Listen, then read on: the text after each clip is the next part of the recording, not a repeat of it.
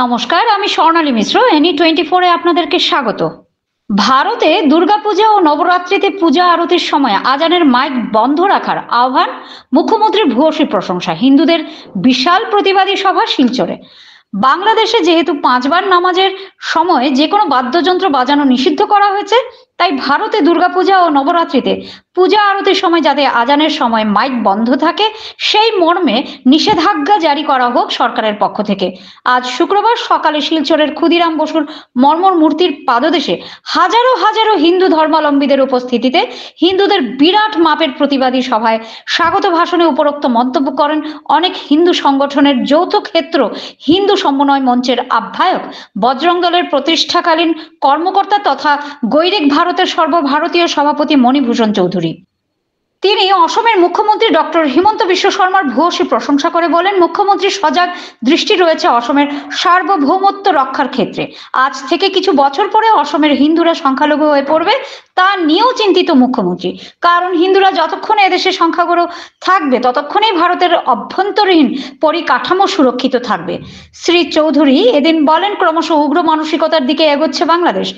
অনেক মৌলবাদীরা কাছাড়, করিমগঞ্জ, হাইলাকান্দি, ডিমা হাসাও, উত্তর ত্রিপুরা, ঊনকোটি, ধলাই, খোয়াই, জিরিবাম, মেঘালয়ের গারো পাহাড়কে একত্রিত করে ম্যাপ জারি করে নতুন সিলেটের দাবি করছে। তার দিকে কঠোর দৃষ্টিতে তাকানো উচিত ভারত সরকারের। এ দেশেও যদি কেউ বাংলাদেশের মৌলবাদীদের পক্ষে থেকে থাকে তবে তাদের চিহ্নিত করে অবিলম্বে জেলে পাঠানো উচিত। সভায় বিশ্ব হিন্দু পরিষদের প্রান্ত সভাপতি আইনজীবী শান্তনু নায়েক বলেন, বাংলাদেশে যে ভাবে হিন্দুদের সাথে অত্যাচার করা হচ্ছে, বরাকেও যেভাবে লাভ জিহাদ, ল্যান্ড জিহাদের ঘটনা মাথাচাড়া দিয়ে উঠেছে এবং পাশাপাশি ভারতের উত্তর পূর্বাঞ্চলকে ভারত থেকে বিচ্ছিন্ন করার হুমকি দিয়ে মৌলবাদীরা যে বিবৃতি জারি করছে, এর পরিপ্রেক্ষিতে প্রতিজন ভারতীয়ের সজাগ দৃষ্টিতে থাকা উচিত।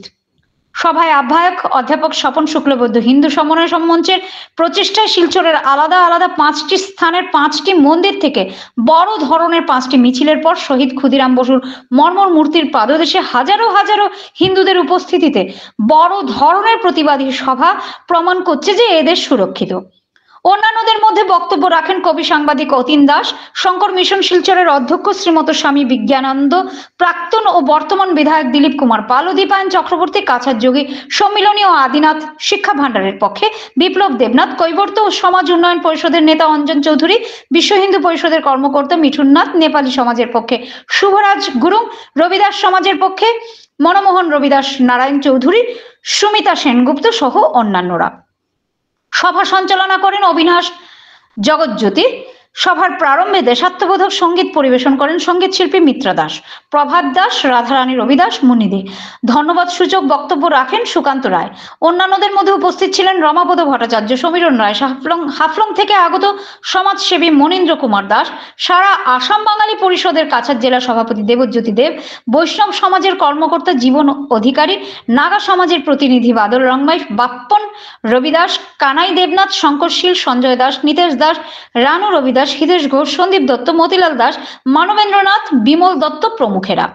সভাস্থলে বাপ্পন রবিদাসের নেতৃত্বে রাষ্ট্রীয় বজরং দলের সদস্যরা পানীয় জল বিতরণ করেন। বজরং দলের কর্মকর্তারা যথাক্রমে চিরঞ্জিত সিনহা, শানি দেব, অপু দে, রূপক রায়, অনুপ দাস, পঙ্কজ দাস, বাংলাদেশ হিন্দু নির্যাতনের বিরুদ্ধে সেদেশের তত্ত্বাবধায়ক সরকারের প্রধান ডক্টর মোহাম্মদ ইউনিসের কুশপুতুল দাহ করেন। অন্তিম লগ্নে জাতীয় সঙ্গীতের মাধ্যমে এই প্রতিবাদী সভার পরিসমাপ্তি হয়। শিলচর থেকে দীপজা চক্রবর্তীর রিপোর্ট। আপনারা দেখছেন এনি 24 চ্যানেল। এভাবে আরো খবর পেতে এনি 24 ইউটিউব চ্যানেলকে সাবস্ক্রাইব ও ফেসবুক ফলো করে আমাদের পাশে থাকুন।